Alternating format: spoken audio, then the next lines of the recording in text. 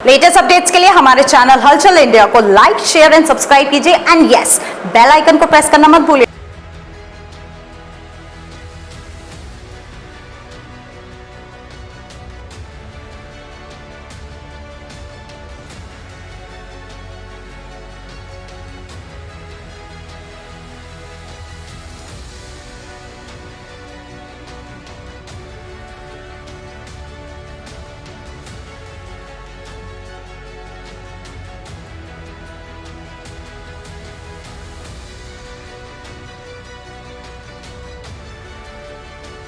आज हापुड़ में संविधान रचयिता बाबा साहब भीमराव अंबेडकर जी की पुण्यतिथि मनाई जा रही है, जहां पर अंबेडकर तिराहे पर प्रतिमा है अंबेडकर जी की और यहां पर सभी कांग्रेसी कार्यकर्ता और पदाधिकारी पुण्यतिथि मना रहे हैं, माल्यार्पण कर कर श्रद्धांजलि दे रहे हैं। सर, जो आज पुण्यतिथि है बाबा अंबेडकर जी की, उस पर यहाँ पर क्या प्रोग्राम रहा है आज आपका?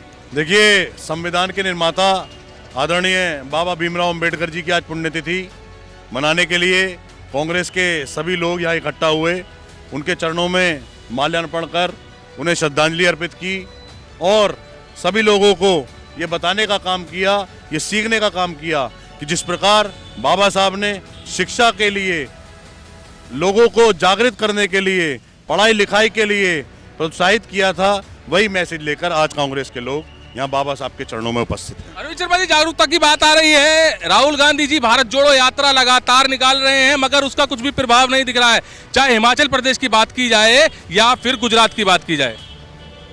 मैं समझता हूँ कि आप ये कह रहे हैं कि प्रभाव नहीं दिखाई दे रहा, लेकिन परिणाम जब सामने आएंगे जब पता लगेगी और कि प्रभाव राहुल गांधी जी की यात्रा का हो रहा है। सर्वे के अकॉर्डिंग तो लग रहा है कि सीट और भी कम हो रही है पहले के मुकाबले। सर्वे तो अभी दिखा रहे हैं, लेकिन जब तक रिजल्ट नहीं आए तब तक हम इस बात को नहीं मानेंगे और आने वाला भविष्य 24 का भी बताएगा और ये उपचुनाव भी बताएगा। जहाँ पर गुजरात की बात की जा रही है सेंध लगाने की बीजेपी के गढ़ में, वहाँ पर कितनी सफलता मिलने वाली है भारत जोड़ो यात्रा को?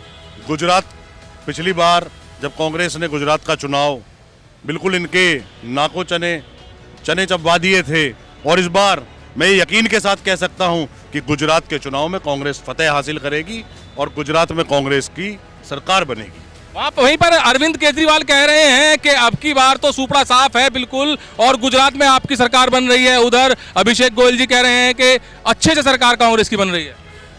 मेरा मानना ये है कि जो अरविंद केजरीवाल हैं वो भारतीय जनता पार्टी की बी टीम है।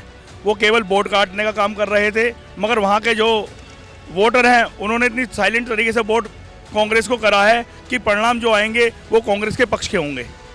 मतलब बी टीम कैसे कहा जा सकता है? क्योंकि वहाँ पे उनका कोई जनाधार था नहीं, तो वोट जहाँ पर कांग्रेस का गढ़ है उन्हीं जगह पर उन्होंने प्रचार प्रसार किया और वोटरों को गुमराह करने का काम किया।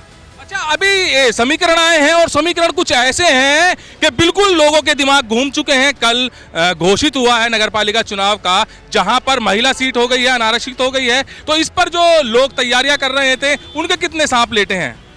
देखिए, हर व्यक्ति का अपना वो है कि वो तैयारियां कर सकता है, सभी लोगों का अपना ये मत भी रहता है कि वो चुनाव लड़ें। और पिछले 5 वर्ष पूर्व जिस प्रकार हापुड़ की सीट जनरल थी, तो जनरल लोगों ने चुनाव लड़ा। अभी सरकार की अपनी नीतियां हैं, किस नीति के आधार पर उन्होंने सीट आरक्षित की है, इसके बारे में कोई टिप्पणी करना मैं ठीक नहीं समझता। अच्छा अरविंद शर्मा जी, जैसे ये घोषणा हुई है सीट को लेकर, महिला सीट को लेकर, इससे बीजेपी को कितना बड़ा फायदा या कितना बड़ा नुकसान हो सकता है? बीजेपी को फायदा नुकसान तो सरकार ने जिस तरह हापुड़ी सीट नहीं, पूरे जिले की सीट महिला और ज़्यादातर रिजर्व कर दी हैं, तो इस बात से लोगों में आक्रोश भी है। और जो लोग चुनाव लड़ना चाहते थे कि हक तो चुनाव लड़ने का सभी व्यक्ति को है, सभी जाति को है, लेकिन जो निर्णय आया है उसके लिए हर पार्टी तैयार करेगी, हम भी तैयार करेंगे। निर्णय तो देखिए सभी के लिए होता है, मगर एक जो लोगों में रोष है उस चीज़ के लिए आप क्या कहेंगे? देखिए, लोगों का अपना रोष होना एक अलग बात है, लेकिन फिलहाल तो मेरा कहना ये है, ये मैसेज भी है कि जो ऊपर से सीटें रिजर्व होकर आई हैं या जहाँ भी जो महिला है, आरक्षित है, अनारक्षित है, उसकी सभी पार्टियों को बड़ी मजबूती के साथ तैयारी करनी चाहिए और चुनाव में जो भी सीट रहेगी उस पर अपनी मौजूदगी दर्ज कराकर ये दिखाने की ज़रूरत है कि हम लोग अभी मौजूद हैं और किस तरीके से इन लोगों का सामना करने के लिए तैयार हैं। अगर जनपद हापुड़ की बात की जाए तो कहीं ना कहीं कांग्रेस कमजोर हुई है। देखिए, ना तो कांग्रेस पहले कमजोर थी ना आज कमजोर है। 70 साल इस देश को कांग्रेस ने ही चलाया। जिस देश में सुई नहीं बनती थी, आज वहाँ हवाई जहाज उड़ते हैं, वहाँ हर वो चीज़ बनती है जिसका आप आकलन भी नहीं कर सकते। तो ये ऐसे ही एक दिन में नहीं हुआ है। ये सब जो लोग सरकार में रहे, सत्ता कांग्रेस ने चलाने का काम किया है। ऐसा कुछ नहीं है अभी लोग ये बस देखता हूँ सुनता हूँ कि 2014 से ही सड़कें बनी हैं, तो ऐसा प्रतीत हो जाए जैसे 2014 से ही देश आज़ाद हुआ है। तो ऐसा कुछ नहीं है। देश को कांग्रेस ने बहुत कुछ दिया है और कांग्रेस ना कमजोर थी, ना है, ना कभी रहेगी।